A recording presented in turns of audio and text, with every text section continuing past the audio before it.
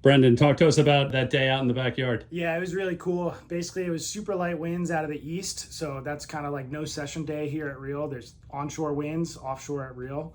But with the big light wind wings now, we're able to get out there, optimize for these super light winds where it's only 6 to 10 knots. Get out, get up on foil. So I was using the new XPS 8-meter Lightwind from Armstrong. Thing's got a lot of power in the hands because of the power batten at the end of the strut. So they've lengthened where your power comes from in the strut and then cut off the wingtip so it won't catch on the ground or on the water like that. And then also use the new F1 CWC Strike. That's the compact wing design, and basically it's got 3 struts. So it's got Aluula struts and then the lighter Dacron material. So it's really forgiving, gets you up on foil nice and easy, really easy to cruise around and stuff like that. Let's talk about Armstrong versus the F1. What did you like about the Armstrong? So the Armstrong, it's got a lot more power in my opinion. It's like sheet and go. So it's like you're off to the races once you kind of sheet in that backhand.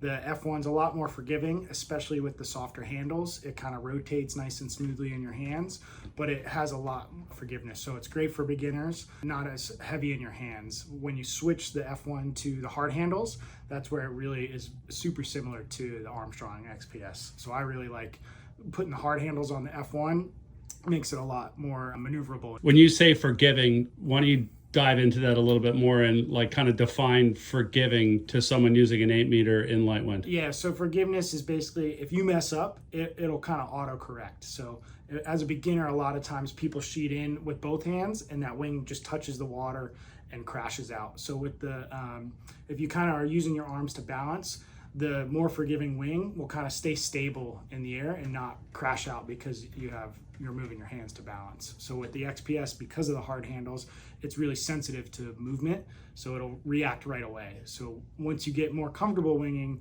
if you want to save yourself, it's easier to kind of pop it up and save you from falling, whereas the F1 will kind of stay steady and you know, if you get unbalanced via foil or a gust of wind, it's not going to like pull you over.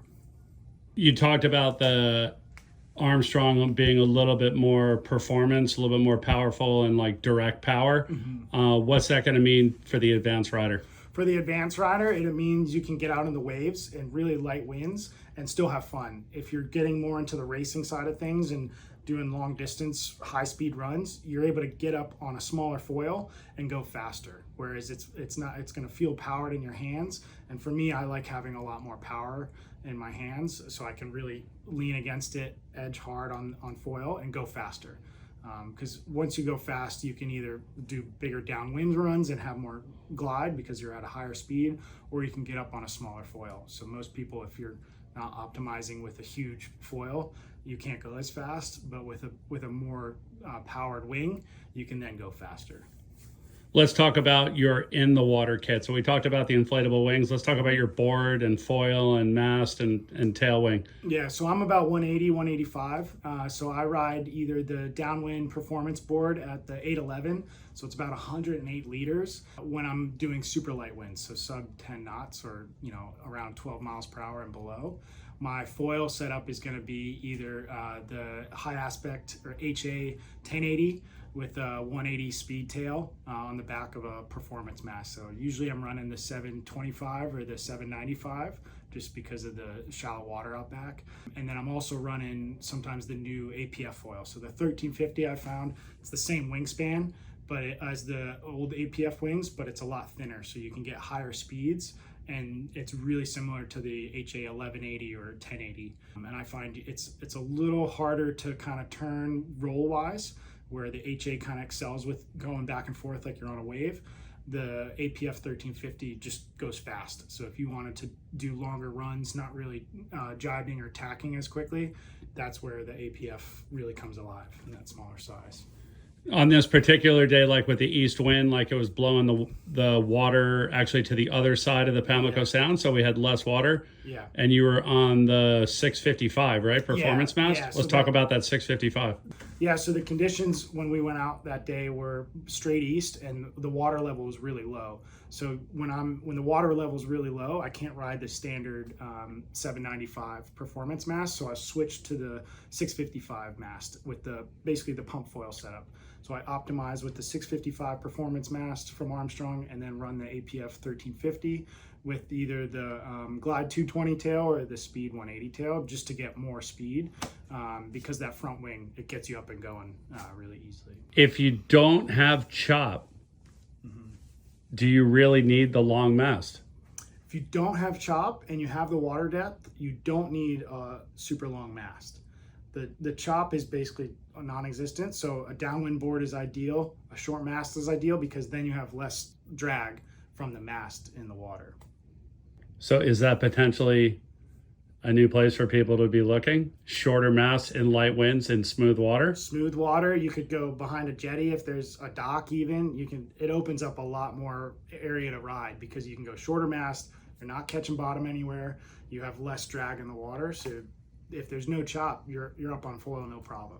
How many other wingers do you see using the 811 downwind board as a light wind board? I mean, that seems like something that people haven't even really kind of gotten into yet. Yeah, so I prefer the really long narrow board, because once you point it at in the correct point of sail, it's up right away.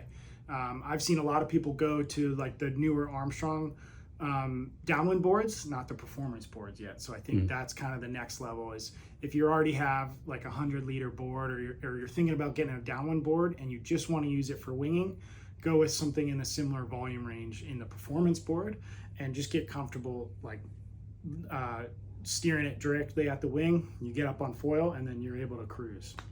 What does the added length and narrow width of that board do for you in light wind? In light winds, I'm able to really heel to windward a lot more, so I can go rail to rail, because I have less width in the board. So I'm able to hold a higher angle of attack going into the wind, having more speed. And then when it's really light, as you're pumping, the length gives you more stability, pumping in a straight line. So you're able to, get up quickly in really, really light winds without having to like pump aggressively, because all your weight is spread out over the point of sail.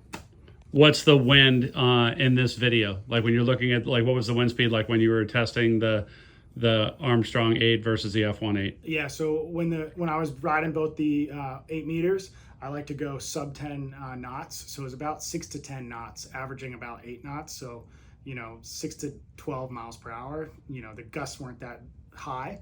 There weren't even whitecaps. There's literally, lulls where it's flat, calm water. There's no disturbance on the surface.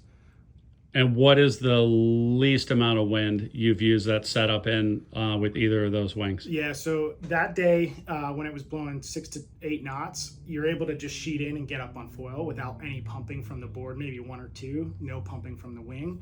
When it's really, really light, so I've gone out when it's like 2 to 4 knots, there's barely any wind, you're kind of looking for puffs, as we call it, from sailing.